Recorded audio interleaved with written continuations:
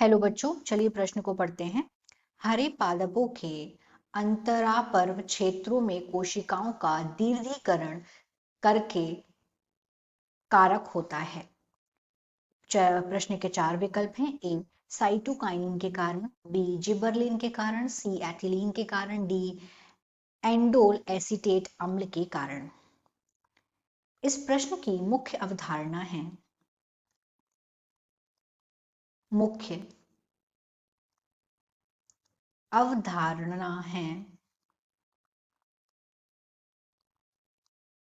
प्रश्न की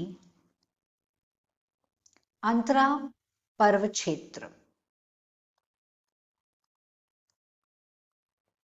अंतरा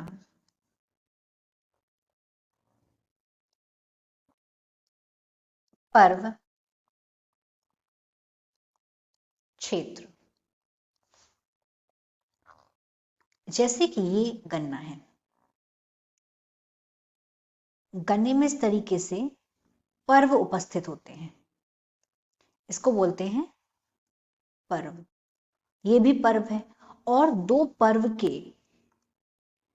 पर्व के बीच में जो ये स्थान होता है, इसे बोलते हैं अंतरा पर्व। तो प्रश्न में ये पूछा गया है कि जो ये अंतरा पर्व के दीर्घीकरण करके कारक होता है, तो इसका जो दीर्घीकरण है, मतलब इसमें जो लंबाई होती है, अब जो ये इन क्षेत्रों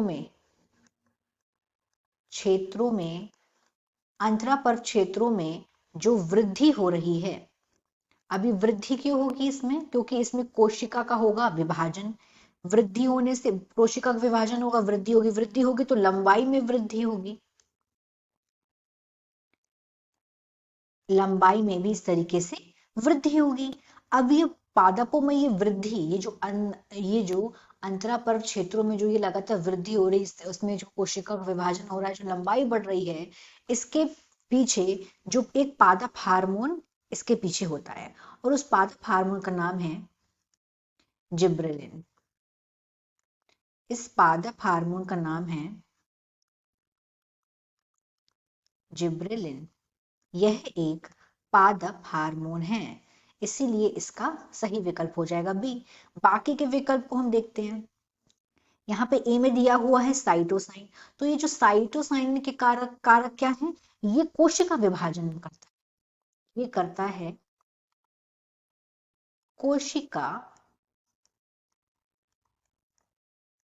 विभाजन करने का काम करता है। यह भी एक पादप हार्मोन है। ये इसका उत्तर नहीं हो सकता। एथिलीन के कारण, एथिलीन क्या करता है? एथिलीन का काम होता है फलों को पकाने में। एथिलीन करता है फलों को पकाने का कार्य। ये एक गैसीय हार्मोन है। अब आते हैं डी में। डी है एंडोल एसिटिक एसिड अम्ल। तो एंडोल एसिटिक एसिड अम्ल जो है, जिसको IAA भी बोलते हैं, IAA,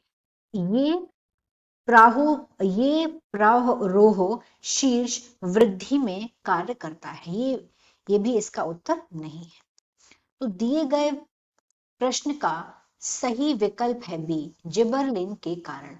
आशा करते हैं आपको यह प्रश्न समझ आया होगा। धन्यवाद।